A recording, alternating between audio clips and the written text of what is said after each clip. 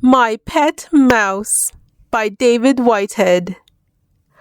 I have a friendly little mouse.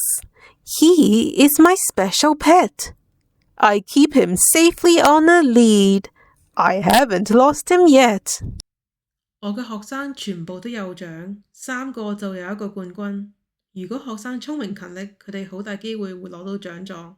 會提供全篇詩歌有抑揚頓挫嘅錄音，學生可自由錄影課堂。全港成本效益比最高，成本低，效益高。課堂會教授發音、詩歌理解、面部表情、語調、呼吸技巧。